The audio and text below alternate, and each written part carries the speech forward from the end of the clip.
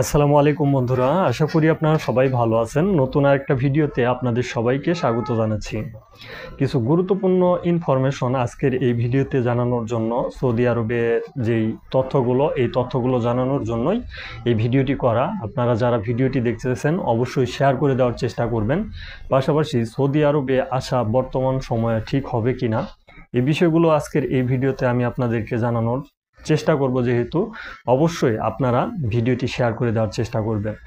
Saudi আরবের বর্তমান পরিস্থিতি এমন ভয়াবহ পরিস্থিতি বিরাজ করতেছে, যেটা আপনাদের অকল্পনীয় একটা বিষয়ে দাঁড়িয়ে গেছে। আমরা জীবনেও ভাবিনি যে সৌদি আরবের পরিস্থিতি এতটা ঘোলাটে হয়ে যাবে এবং এতটা খারাপ সিচুয়েশনে চলে যাবে। বর্তমানে সৌদি আরবে আসলেই যে সকল প্রবাসীরাই আসতেছে, সেই সকল প্রবাসীরাই কিন্তু ধোঁকার সম্মুখীন হচ্ছেন। আর এই ধোঁকার সম্মুখীন হওয়ার পিছনে অনেক কারণ রয়েছে, এবং আপনারা যারা বাংলাদেশ থেকে বর্তমানে ভিসাগুলো নিচ্ছেন, এম্বাসিও কিন্তু অনেক নিয়ম কারণ করতেছে। ইতিমধ্যে আপনার স্কিল টেস্ট দিয়ে তারপরে ভিসা লাগাতে হচ্ছে, এরপর আরও বিভিন্ন ধরনের ক্রাইটেরিয়া ফুলফিল করে তারপরে কিন্তু সৌদি আরবে ভিসা লাগাতে হচ্ছে।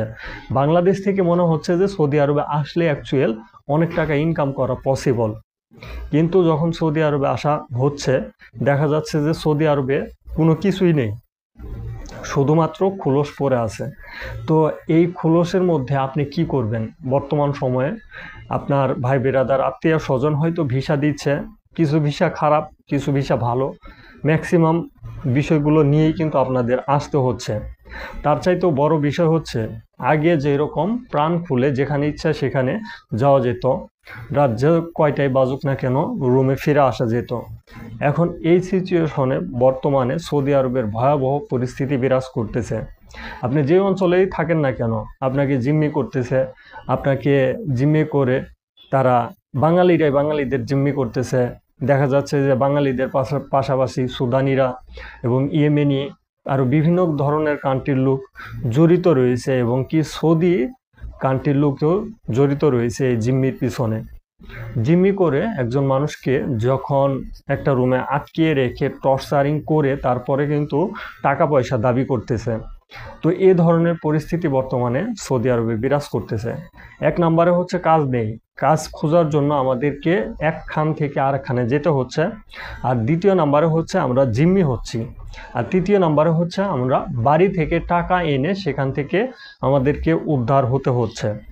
তো ইতিমধ্যে আমি আপনাদেরকে প্রমাণ দেখানোর চেষ্টা করব, ভিডিওর ভিতরে প্রমাণ দেখানোর চেষ্টা করব। তবে কপিরাইটের প্রবলেম এর কারণে অনেক তথ্যগুলো আপনাদেরকে সেভাবে দিতে পারি না। তবে একটা বিষয় আপনারা অবশ্যই মনে রাখবেন, সৌদি আরবে আসার ক্ষেত্রে এই দিক নির্দেশনাগুলো মেনে চলার চেষ্টা করবেন, এবং এই বিষয়গুলো অবশ্যই আগে থেকে জেনে বুঝে আসার চেষ্টা করবেন। নয়তো কিন্তু এরকম পরিস্থিতি আপনার সাথে হলে আপনি কিন্তু কোনো কিছুই করতে পারবেন না। ভবিষ্যতে আপনার লাইফটা অনেকটাই হুমকির মুখে পড়ে যাবে। আর এই বর্তমান পরিস্থিতিতে যে সকল প্রবাসীরা অ্যাকচুয়াল সৌদি আরবে আসতেছেন তাদেরকে গুরুত্বপূর্ণ একটা বিষয় জানিয়ে রাখি। আপনি হয়তো 3 থেকে 4 লাখ, 5 লাখ কিংবা এর চাইতে বেশি কিংবা এর চাইতে কম টাকা দিয়ে সৌদি আরবে আসতেছেন। আসার ক্ষেত্রে আপনার যে মূল টার্গেটটা থাকে তা হচ্ছে এই টাকাটা আমরা কিভাবে উঠাবো, আর এই টাকাটা উঠাতে গেলে আমাদের কি পরিশ্রম করতে হবে, কিভাবে থাকতে হবে। 3-4 বছর লেগে যায় আপনার যে টাকাটা ইনভেস্ট করে আপনি আসতেছেন সেই টাকাটা তুলতেই। তো এই টাকাটাও কিন্তু আপনি দেশে ইনকাম করতে পারতেন। যেমন আপনি 3-4 বছর কিন্তু দেশে বসে থাকতেন না, বসে থেকে খেতেন না। যদি গার্মেন্টসেও করতেন তারপরেও কিন্তু আপনি অটোমেটিকলি 1 টাকা না খাটিয়েও আপনি 3-4 লাখ টাকা ইনকাম করতে পারতেন। কিন্তু এই বর্তমান পরিস্থিতিতে যে সকল প্রবাসীরা আসতেছেন তারা প্রত্যেককেই নিজের অর্থ উঠানোর জন্যই কিন্তু মরিয়া, এবং আপনাদের লাভের ভিতরে লাভ একটাই, সৌদি আরবে আসলেন, উমরাটা করলেন, এটাই কিন্তু লাভ। পরবর্তীতে যে আপনি সৌদি আরবে আসার পর হয়তো আপনার এলাকার ভাই ব্রাদার কিংবা আপনার এলাকার পাড়া প্রতিবেশী কেউ 2 তালা 3 তালা বিল্ডিং করেছে 20-25 বছর সৌদি আরব থেকে, তার কথা বিবেচনা করে, তার বিষয়টা বিবেচনা করে সৌদি আরবে আসতেছেন। আপনিও সেরকম একটা পজিশনে যাবেন সেই বিষয়টা ভেবে আসতেছেন। এটা অবশ্যই একটা বোকামি। এটা বোকামি ছাড়া আর কোনো কিছুই নাই। কারণ বর্তমান পরিস্থিতি আর আগের পরিস্থিতি অনেকটাই ডিফারেন্স। আপনি যখন সৌদি আরবে চলে আসবেন তখন বুঝতে পারবেন ডিফারেন্সটা কতটুকু। আর যারা পুরাতন প্রবাসী তারা অবশ্যই একটা সেটেল হয়ে গেছে, তাদের মতো সেটেল হওয়া বর্তমান সময়ে অনেকটাই টাফ। অনেকটাই টাফ বলতে আপনাকে দেশে থেকে অনেক টাকা আনতে হবে সৌদি আরবে, এই নিয়ে এখানে আপনাকে সেটেল হতে হবে। নয়তো আপনি টাকা পয়সা ইনকাম করবেন তারপরে সেটেল হবেন, কিংবা সৌদি আরবে থাকবেন, থাকার পর আপনার একটা স্বপ্ন রয়েছে আপনি এখানে ইনকাম করে একটা গাড়ি কিনবেন, সেই রকম স্বপ্নও কিন্তু আপনার কোনো সময় বাস্তবায়ন হবে না যদি দেশ থেকে আপনি টাকা না আনেন। তো এই হচ্ছে পরিস্থিতি। আর গুরুত্বপূর্ণ একটা সমস্যা হচ্ছে সৌদি আরবে ছিনতাইকারী এবং সৌদি আরবে যে এই অকারেন্সগুলো এগুলো বেড়ে গেছে অনেকটাই। আপনি রাস্তাঘাটে চলতেছেন, দেখা যাচ্ছে যে কিছুদিন আগে আমাদের বাংলাদেশে এই ধরনের ঘটনাগুলো ঘটতো। হয়তো আওয়ামী লীগ সরকারের বিরুদ্ধে কেউ যে কোনো কথা বললে তাদেরকে ধরে নিয়ে যেত, নিয়ে যে আয়না ঘরে আটকিয়ে রাখতো। তো এরকম পরিস্থিতি বর্তমানে সৌদি আরবেও দেখা দিয়েছে।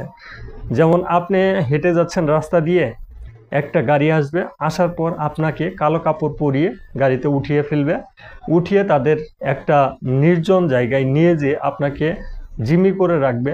রাখার পর টর্চারিং করার পর দেখা যাচ্ছে যে আপনার কাছ থেকে বলবে 4-5 লাখ টাকা দেশ থেকে আন, নয়তো তোকে ছাড়বো না, তুই ভিডিও কল দে। এরকম হাজারো ঘটনা ঘটতেছে সৌদি আরবে। আমি সেই জন্য আজকের এই ভিডিওতে একটা ভিডিও দেখাবো আপনাদেরকে। সেটা যদি আমার এই ভিডিওর কোনো কমপ্লেনও আসে তারপরেও করার কিছু নেই, আমি একটা ভিডিও আপনাদেরকে দেখাবো। ভিডিওটি অবশ্যই স্টার্ট করব, এখন আপনাদেরকে দেখানোর চেষ্টা করব যে এই প্রবাসীদের সাথে কি ধরনের ঘটনাগুলো ঘটতেছে সৌদি আরবে আসার পর। চলুন ভিডিওটি দেখে আসি।